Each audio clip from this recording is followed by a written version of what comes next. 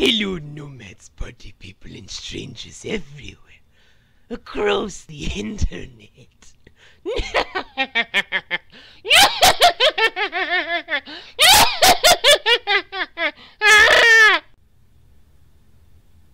Anyway, welcome back everyone to the Pyramid Inn with After Hours Review, where today is the first of two reviews where we're doing It, the 2017 adaptation from Stephen King's big old novel of It, which also had a 1990 adaptation, but we're getting off topic already.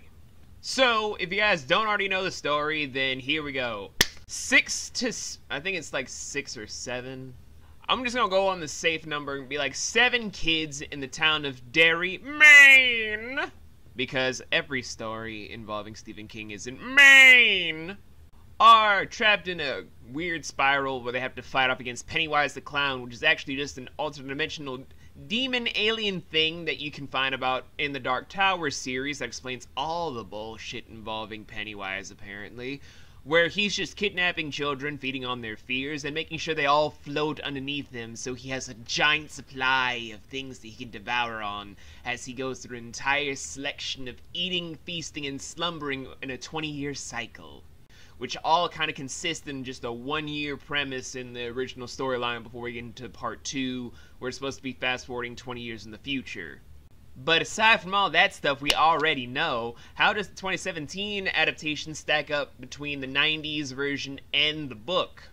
Well, unlike the 90s version, which was more camp and more silly and played up more for laughs than anything else, the 2017 version was more attached to what the novel was, although it did skip on a few scenes that I'm glad it did.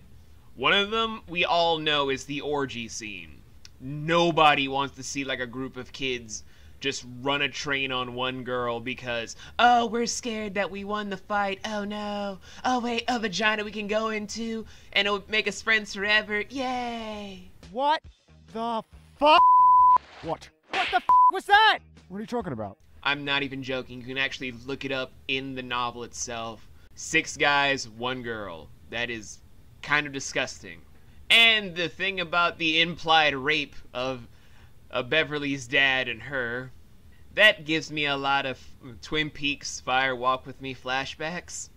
But aside from all that stuff, how do I put this in a small condensed way before I go into a full-blown review about this in the future?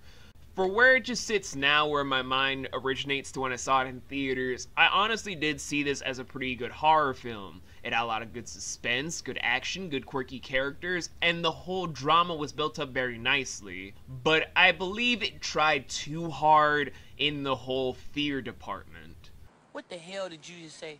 Where, yes, you have to have bombastic sounds, bombastic sound effects, a lot of good quality stuff. But the more you try to drag in an over-dramatic soundtrack to things where it just becomes overlaid and oversaturated, you don't have a story anymore. You just have a scene that's supposed to be very tight and enriching for your own visual pleasure, just being drowned out by a soundtrack that won't let it breathe. That's something that I kind of agree with Doug Walker about. And the other factor is that it tried to be both timeless, at the same time horrifying, which sometimes worked against itself. Mostly in the department of trying to make it seem too 80s for the whole premise of, you know, kids being kidnapped by an extra-dimensional being that's kidnapping kids using their fears and then feasting upon them.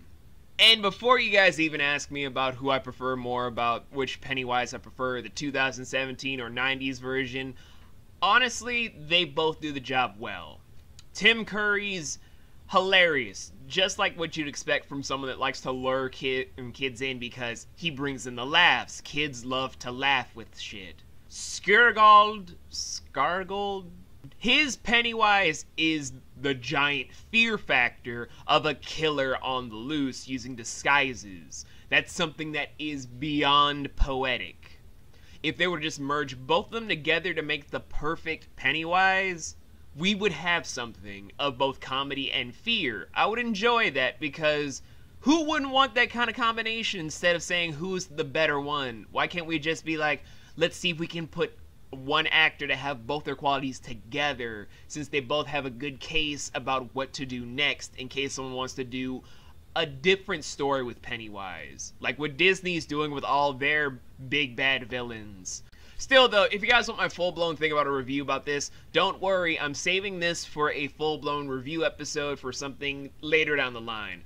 Right now though, you guys have a few more things on your plate, because remember when I said we only had 2 reviews?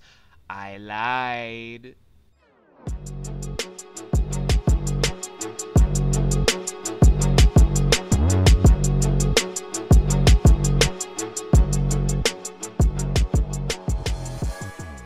Are you one of those so-called badasses?